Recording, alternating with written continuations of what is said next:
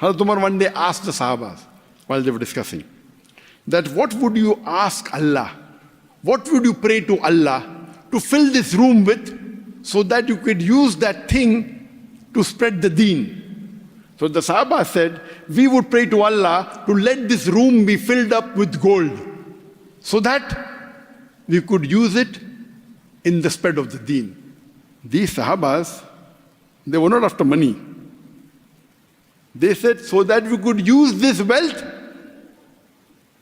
to spread the deen. They didn't want for themselves. They didn't want luxury. We pray to Allah to let this room be filled up with gold so that we could spend it in the way of Allah subhanahu wa ta'ala. Hazrat Umar, may Allah be pleased with him, ask for something better. So the other Sahaba gets up and says, I will pray to Allah, let this room be filled up with rubies and jewels and diamonds so that I could spend it in the way of Allah. Hazrat Umar, may Allah be pleased with him, says, ask for something better. He is not saying what you're asking is wrong. He's saying, ask for something better. So the Sahaba says, Ya Amirul Mu'mineen, oh, head of the moment, you tell us what is better. Hazrat Umar says, I will ask Allah to let this room be filled up with dyes. Like Maaz ibn Jabal, Abdurrahman bin Auf, so that I could send them to spread the deen of Allah. So money is not the most important thing. What did our Prophet Muhammad Sallallahu Alaihi Wasallam leave behind?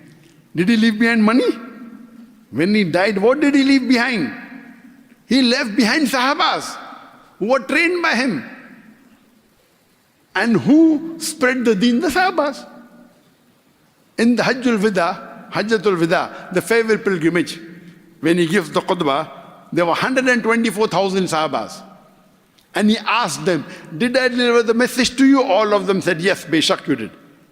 Then he asked, go and deliver the message to those who are not here. And majority of them, they went all over the world to deliver the message. A small percentage were buried in Arabia. So the most important thing is Allah's help. Manpower, not money. So the most important thing for success is the help of Allah. Allah says in Surah Imran, chapter number 3, verse number 160. If Allah helps you, none can overcome you. If Allah forsakes you, who is there then who can help you? So let the believers put their trust in Allah. Number 2 is striving and struggling. Allah says in Surah Ankabut, chapter 29, verse 69. If you strive in the way of Allah subhanahu wa ta'ala, Allah will open up your pathways. If you strive and the pathway is not opened, who's to blame? You, not Allah. Because Allah promises if you strive, He'll open up your pathways. If you strive and the pathway is not open, that means your striving is not correct. It's not sufficient. Allah promises that if you strive, if you do jihad, Allah will open up the pathways.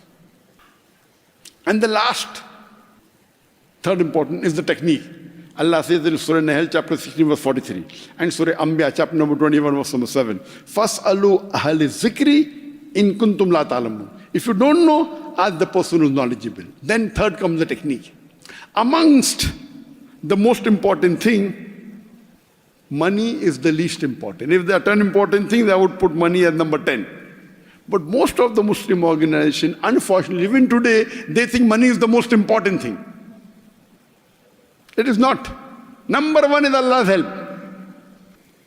If there are 10 important things, money would come last. Do you know we started our organization, Islamic Research Foundation. If you know about our organization, we started our organization in 1991. I was inspired by Sheikh Ahmad Didad. And I told my father that you give so much charity outside. Why don't you give me 5,000 rupees a month? That is $80. In 1991, it was $80. So why don't you give me $80 a month? I want to start a Dawah organization. That is $1,000 a year. So when we started our organization, that's about 33 years back, our budget was $80 a month. That's $1,000 a year. Now, if you want to multiply in today's age, it may be $10,000, not more than that. How much more? $12,000. Not more than that. We start with a low budget.